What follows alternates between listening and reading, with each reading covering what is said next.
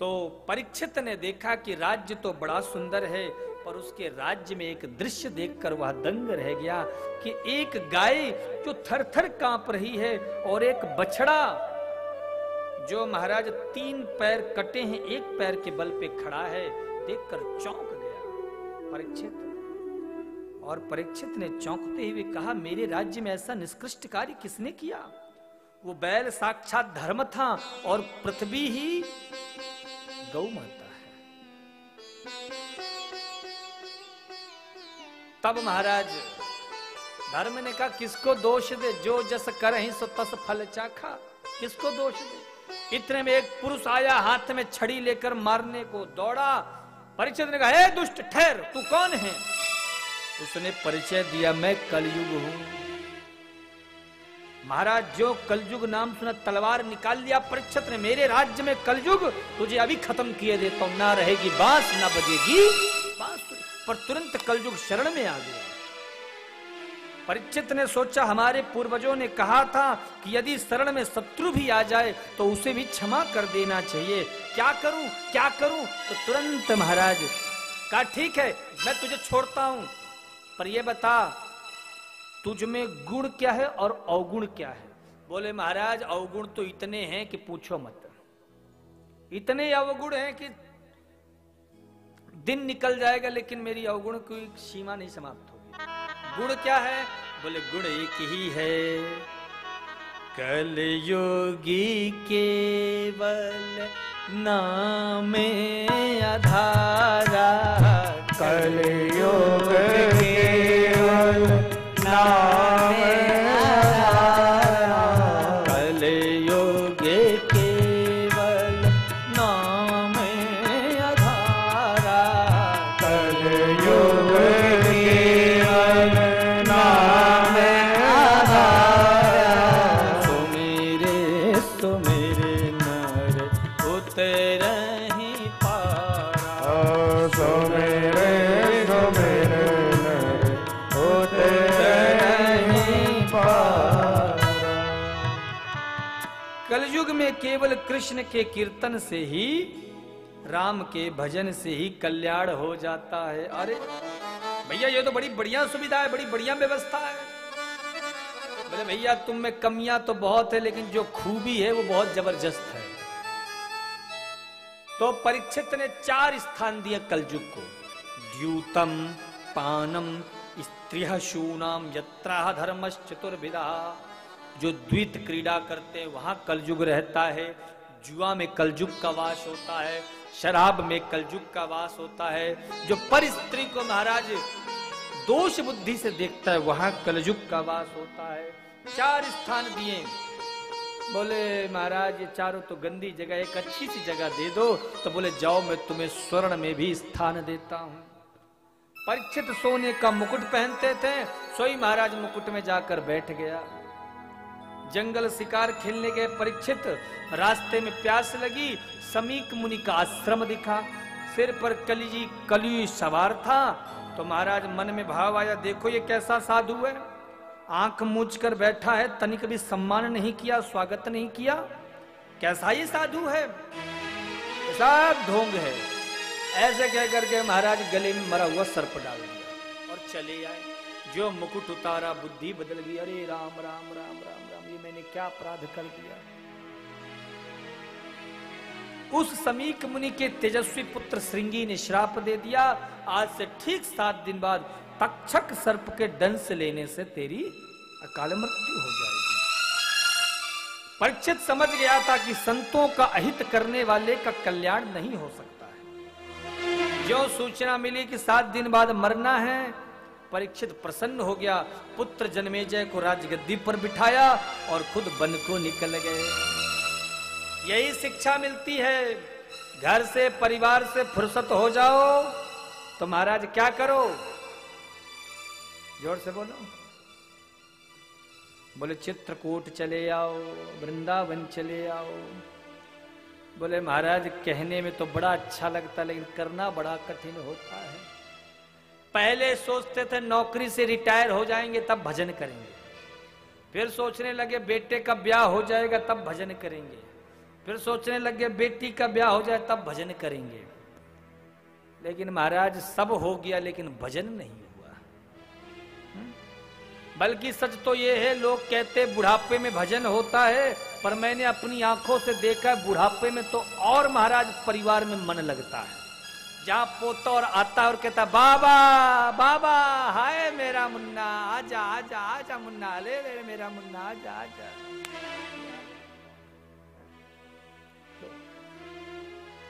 सोचते थे भजन करेंगे, लेकिन 100 साल की व्यक्ति की उम्र है, एक मनुष्य की उम्र 100 साल निर्धारित की गई है।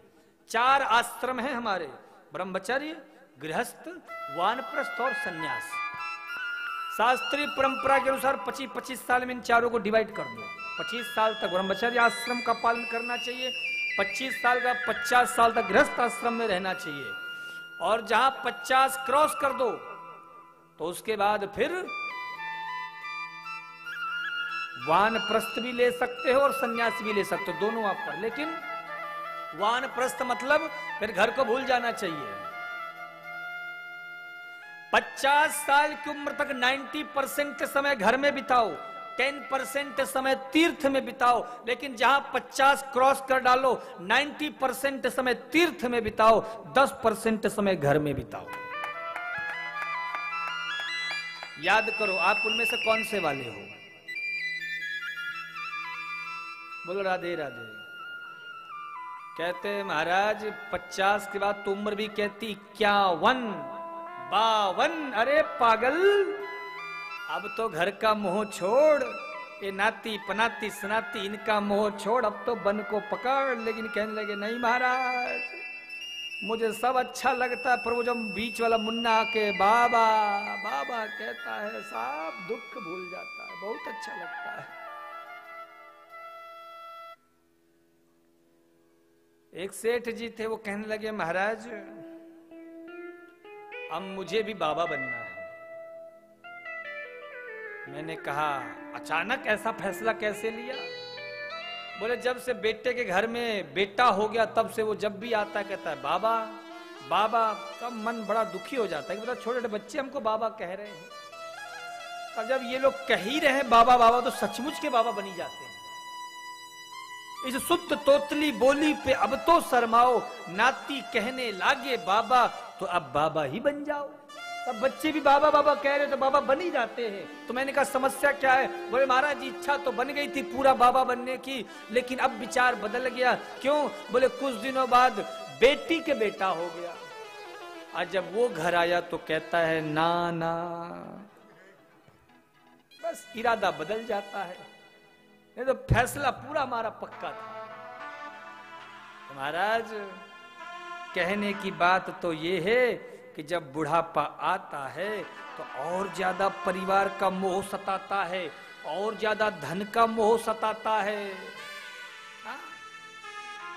अगर महाराज ये सुविधा रख दी जाती ना कि मरने के बाद जो भी तुमने इकट्ठा किया सब तुम अपने साथ ले जा सकते हो, कोई भी व्यक्ति महाराज यहाँ 1 इंच भी कुछ नहीं छोड़ता। लेकिन क्या बताएं साहब, कितना भी तुम कुछ भी कर लो, लेकिन कुछ भी साथ लेके नहीं जा सकते हो। चाहे तुम नंबर 1 की कमाई करो, चाहे नंबर 2 की कमाई करो, कुछ भी साथ नहीं जाता है। इसलिए जो भी समय है, जितना भी समय है, इसी समय पे ही अपना सर्वश्रेष्ठ मान करके, और जो भी तुम्हें पुण्य अर्जित करना है, जो भी धर्म अर्जित करना है, कर लो। यमराज की जब अदालत चलोगे, पूछेगा हकीम तो तुम तब क्या कहोगे? इसका किराया भी भरना पड़ेगा, मन के मुसाफिर निकलना पड़ेगा। कुछ भी साथ नहीं जाता। मरने वाले व्यक्ति के साथ केवल 2 ही चीज साथ जाती, पाप और पुण्य। आपने कितने लोगों को महाराज धोखा दिया है, कितना पाप किया है वो जाएगा, आपने क्या धर्म किए, कितने दान किए, कितने अनुष्ठान किए वो जाता है, बाकी कुछ नहीं जाता। इसलिए जो भी समय है उतने में महाराज अपने मन को लगाओ। एक बूढ़ी माता जी थी, वो महाराज थोड़ा थोड़ा पैसा इकट्ठा करती थी। लोगों ने पूछा मैया क्यों इकट्ठा कर रही हो? बोले जब मेरा मरने का वक्त आएगा ना तो दान करूंगी, और एकदम एंड टाइम में दान करूंगी तो वहां प्रभु को भी याद रहेगा। रजिस्टर में ज्यादा पन्ने वन्ने पलटने नहीं पड़ेंगे, कहेंगे ये देखो फाइनल पेज पे लिखा है कि फलाने व्यक्ति ने इतनी गाय दान करी, इतना महाराज आश्रम के लिए, इतना वृंदावन के लिए, इतना चित्रकूट के लिए। वो पेज बार बार पलटने नहीं पड़ेंगे 70-80 साल के, कि भैया सन 1972 में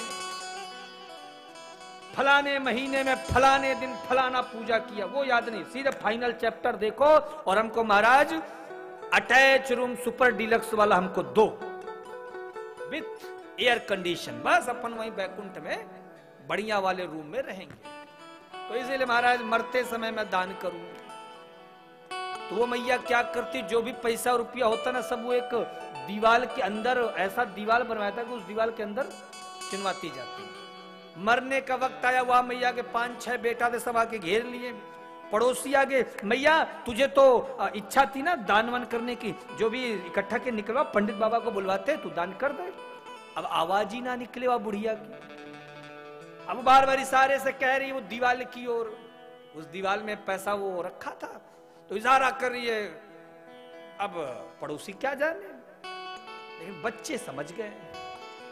तो पड़ोसी पूछने लगी तुम्हारी माँ कह क्या रही है, ये क्या बार बार दीवार की ओर कह रही है? तो बच्चे कहते हैं माँ कह रही है कहाँ कुछ बचा है दान करने के लिए, जो भी था सब इस घर में लगा दिया गया, कुछ बचा ही नहीं। बोलो राधे राधे। इसलिए जब तक जीवन है खूब अच्छे से रहो, बढ़िया भोजन करो, बढ़िया महाराज यज्ञानुष्ठान करो, लेकिन साहब भगवान के नाम को मत भूलो। तुम उनकी याद करोगे तो एक न एक दिन वो भी तुम्हारी याद करेंगे। याद आएगी उनको कभी ना कभी। भगवान कहते जो मेरी याद करता है मैं उसकी याद करता हूं, जो मुझसे प्रेम करता है मैं भी उससे प्रेम करता हूं। इसे इनकी याद करो, कृष्ण दर्शन तो देंगे कभी, ऐसा विश्वास मन में जमाते चलो। मन में रखो प्रभु के दर्शन होंगे, प्रभु से मुलाकात होगी, लेकिन निष्ठा तो हो, विश्वास तो हो। परीक्षित को जब पता लगा कि अब मुझे मरना है तो क्या किया? आपको भी पता लग जाए कि अब मुझे मरना है तो क्या करो? क्या करेंगे बोलो? सीधे महाराज मन को हरि चरणों में ले जाओ। क्योंकि दुनिया में कितना भी नाच लो, कितना भी घूम लो, बड़े बड़े साइंटिस्ट, बड़े बड़े वैज्ञानिक जो महाराज ये बताते हैं ना कि संसार में क्या है, ये वो फलाना ठिकाना, वो भी महाराज जब मरने का समय आता तो वो भी हाथ में माला लेकर के और महाराज हरे राम हरे कृष्णा करने लग जाते हैं। ओम नमः शिवाय, ओम नमः शिवाय, ओम नमः शिवाय, ओम नमः शिवाय जपना शुरू हो जाता है। मैंने ऐसे ऐसे वैज्ञानिकों को देखा, मैंने तो महाराज ऐसे ऐसे लोग को देखा जो महानास्तिक, लेकिन जब महाराज जीवन में ठोकर लगी तो महाराज उनके भी हाथ में माला लग गई। साहब कहते हैं एक्सीडेंट हो जाता है तो 108 नंबर डायल किया जाता है। 108 नंबर डायल करो तो क्या होता है? एम्बुलेंस आती है। तो 108 नंबर डायल करने से एम्बुलेंस आता है। इसी प्रकार से तुम ये जो 108 माला है इसको घुमाना शुरू कर दो। महाराज जिस दिन तुमने 108 माला घुमाना शुरू कर दिया उसी दिन मेरे कन्हैया भी तुम्हारे पास आ जाएंगे। तो नियम बनाओ,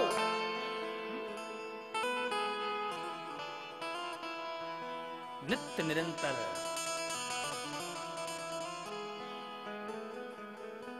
इसलिए 50 की उम्र तक के बाद घर का मोह छोड़ देना चाहिए। मैं ये नहीं कह रहा हूं कि साधु ही बन जाओ, पर मैं ये भी नहीं कह रहा हूं कि अब तुम महाराज नाती पोते को गोदी में लिए लिए घूम रहे हो। महाराज भागवत जी कहती हैं कि जितना अधिक से अधिक समय हो भगवान के मंदिर में लगाओ, कृष्णार्चन में लगाओ, भजन में लगाओ। लेकिन महाराज बुढ़ापे में और ज्यादा चिंता हो जाती। मेरी भागवत थी वृंदावन में, इनमें से कुछ माताएं वृंदावन गई भी थी जो कोरबा कुसमुंडा से आई। एक वहां सेठ जी आए तो उनका नाम मैं नहीं लूंगा, नहीं तो उनको पता लग जाएगा, लेकिन ये सच्ची बात है। वो सेठ जी मेरे बड़े अच्छे भक्त हैं। उन्होंने सुना गुरुजी आप वृंदावन में कथा करें, बोले मैं भी चलूंगा। मैंने कहा स्वागत है, वेलकम। वो कथा दिशा चैनल पे भी आई थी, टीवी पे भी आई थी। तो जब मेरी कथा शुरू हुई तो मैं क्या देखता था कि सुबह से लेके शाम तक, मेरे रूम के पास ही उनका रूम था, तो जब भी मैं उनको घूमते घूमते देखता हूँ दिन भर फोन ही में लगे रहते हैं। हाँ कितने का माल गया और उतने का लेखा जोखा हो गया और वो लिस्ट मेरे पास व्हाट्सएप कर दियो, तमाम प्रकार की बातें उनकी चलती रहती थी। मतलब 7 दिन में मैंने उनको कभी बिना फोन में बात करने को सिवाय देखा ही नहीं। मैंने एक दिन सेठ जी को बुलाया, मैंने कहा सेठ जी क्या समस्या है, आप बड़े परेशान दिखते हो। बोले महाराज जी आ तो गया हूं भागवत सुनने, बिहारी जी के दर्शन करने, लेकिन मन में लगता कहीं ये बच्चे लोग महाराज कुछ ये जितना भी व्यापार बिजनेस मैंने इतने मेहनत से तैयार के सब चौपट ना कर दे, इसलिए खबर लेता रहता हूं। मैंने कहा तुम खबर तो लेते रहते हो, लेकिन जिस दिन तुम नहीं रहोगे उस दिन क्या होगा? अगर बेटे को चौपट ही करना है तो तुम्हारे ना रहने के बाद भी चौपट कर सकता है। अभी भी वृंदावन आए हो, बिहारी जी के चरणों में बैठे और वहां से भी महाराज तुम्हारा ध्यान है दाल कितना गया, चीनी कितनी गई, आटा कितना आया, कितना सामान बिका, कितना आया, इसी में लगे हो तो फिर महाराज वृंदावन जाने का क्या फायदा? क्या फायदा? अब तुम भागवत में बैठे हो, अब भागवत से तुम्हारा हिसाब किताब चल रहा, अच्छा अब तक इतने ग्राहकों का काम हो गया होगा, इतना सामान बिक गया होगा, तो फिर क्या फायदा कथा सुनने? यहां बैठे हो महाराज सब कुछ भूल करके और ये भाव लेकर बैठो कि बस अब तो ठाकुर जी के हमें दर्शन करने, बस और कुछ नहीं। भागवत जी यही तो शिक्षा देती है। परीक्षित को मृत्यु के बारे में पता चला, सब कुछ छोड़ करके निकल गया जंगल। हम लोग किसी तीर्थ में भी जाते हैं ना तो जगह जगह खाने की, पीने की, रहने की 10-10 जोड़ी कपड़े महाराज सूटकेस में, ब्रीफकेस में रख लेते, सारी व्यवस्था करके जाते। परीक्षित ने तो एक लोटा तक साथ नहीं दिया था। कई लोग हमारे यहाँ आते हैं, कहते महाराज जी हम लोग अपने घर में हमेशा वीवीआईपी तरीके से रहे हैं, बढ़िया सा जो आपके यहाँ का चित्रकूट का सबसे बढ़िया होटल है वो बताओ, महंगा से महंगा रेस्टोरेंट बताओ। साहब इसी में लगे। अरे यही सब करना था तो चित्रकूट क्यों आए, वृंदावन क्यों आए? तीर्थाटन करो तो मन में ये भाव लेकर करो कि भैया जरूरी नहीं है कि हमें मालपुआ ही मिले। अरे भैया यहाँ तो साधु के हाथ की टिक्कड़ भी खाने को मिल जाएगा, तो वो भी साक्षात हमारे रघुवर राघव सरकार का प्रसाद हो। जरूरी नहीं है कि ऐसी ही हो। अरे कुछ नहीं तो गंगा जी की धारा में महाराज राम घाट की सीढ़ियों में ही सोने को मिल जाएगा, तो यही हमारे लिए राम जी का साक्षात दर्शन का भाव बन जाएगा। तो ये भाव लेकर जाना चाहिए। परीक्षित गए, बड़े बड़े साधु आ गए, अरे महाराज ये क्या हो गया आपके साथ, ये क्या हो गया? परीक्षित ने कहा रुकिए रुकिए रुकिए, कुछ हुआ नहीं है। अरे मेरे पास 7 दिन है और अगर ये 7 दिन की मृत्यु का समाचार नहीं, ये श्राप नहीं मिलता मुझे, तो आप जैसे संत आज मेरे पास आते दर्शन देने के लिए, तो ये श्राप राप नहीं है। और एक ही प्रश्न था, 7 दिन में मुक्ति कैसे मिले? सब बैठे प्रश्न कर विचार कर रहे हैं। उसी समय भगवान श्री सुखदेव जी प्रकट हो गए। तत्रा भवद भगवान व्यास पुत्रो यदृक्षय गामटमानो नपेच्छः अलक्षलिंगो निजलावतुष्टो व्रतश्च बालैर अवधूतवेशः। महाराज व्यास जी लिखते तत्रा भवद भगवान व्यास पुत्रो, अर्थात व्यास पुत्र नहीं है, व्यास पुत्र के रूप में स्वयं भगवान ही आए हैं। क्यों? बोले परीक्षित का उद्धार करने के लिए। परीक्षित ने आरती उतारी, पूजा करी, खूब प्रसन्न हुए और कहा गुरुदेव कृपा करके एक ही प्रश्न, ओनली फॉर वन क्वेश्चन। क्या? अतः पृच्छामि संसिद्धिं योगिनां परमं गुरुं पुरुषस्य यत्कार्य म्रियमाणस्य सर्वथा। कृपा करके भगवान ये बताओ जल्दी मरने वाले को क्या करना चाहिए? बोले साहू जी, जल्दी मरने वाले को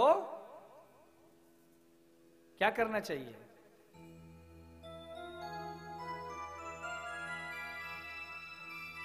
भगवान का भक्ति करना चाहिए, भजन। और किसी के मन में कोई जवाब? सब भजन में ही सहमत हो गए? अरे वाह। अच्छा ये बताओ, जल्दी मरने वाले को भजन करना चाहिए तो कितना करना चाहिए भजन?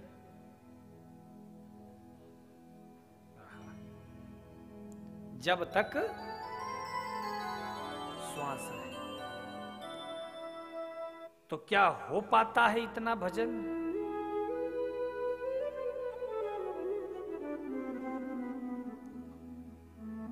तीन बार भोजन, भजन एक बार, और उसमें भी आते हैं। एक मैया जी आरती गा रही थी, मैं उनके निमंत्रण में गया था। मैं बैठे बैठे देख रहा था, मैया बड़े भाव से गा रही थी, ओम जय जगदीश। अरे ओ रामू, देख दरवाजे पे कौन आ गई हो? भक्त जनन को।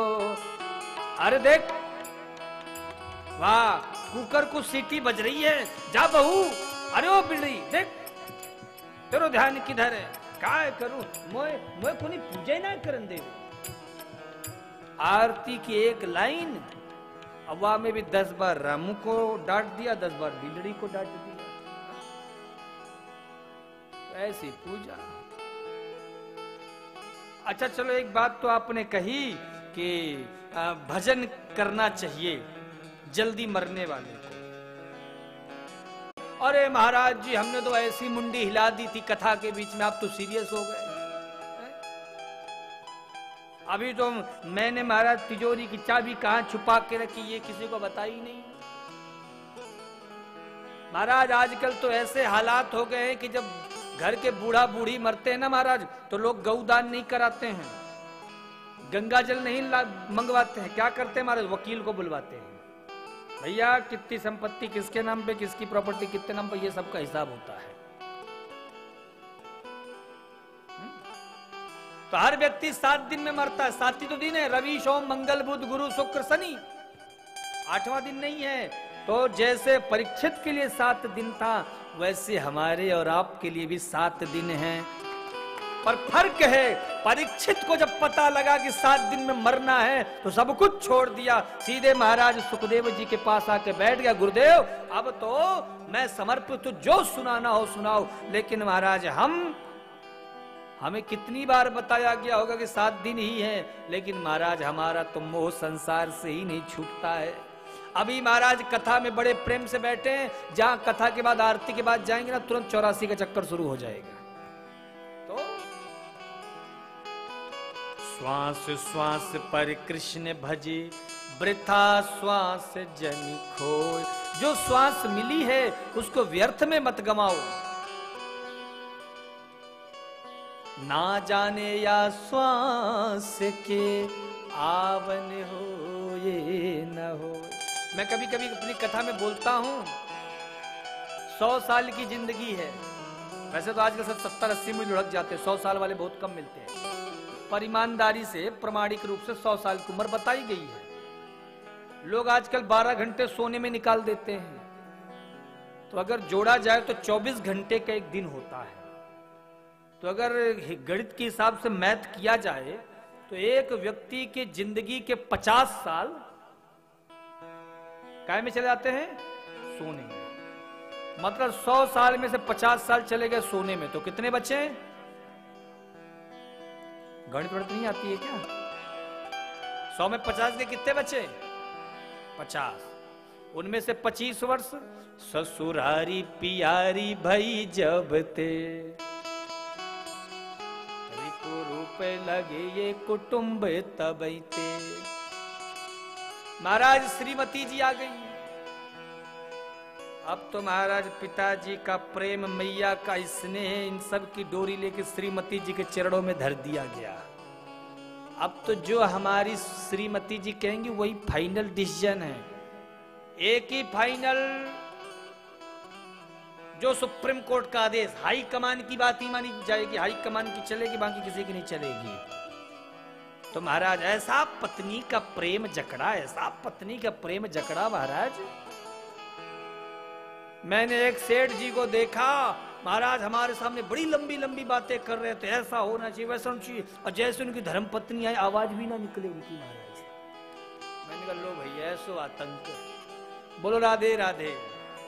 को साहू जी, हमारे साहू जी मुस्कुरा नहीं रहे हैं, कुछ गड़बड़ है क्या? बोलो राधे राधे। बाकी के बच्चे 25 वर्ष वह भी ऐसी अन्य कार्यों में चले जाते हैं। तो मैं ये कहना चाहता हूं कि जल्दी मरने वाले को एक ही काम करना है, तस्मात् भारत सर्वात्मा भगवान ईश्वरो हरि श्रोतव्यः कीर्तितव्यश्च स्मर्तव्यश्चेक्षता भयम् स्मर्तव्यश्चेक्षता भयम्। जल्दी मरने वाले को क्या करना है? श्रोतव्यः, 18 में आकर के नहीं, कीर्तितव्यश्च, भगवान की महिमा को गाओ। और जब घर पहुंच जाओ तब क्या करो? महाराज टीवी खोल करके तारक मेहता, बोलो राधे राधे। जब घर जाओ तब क्या करो?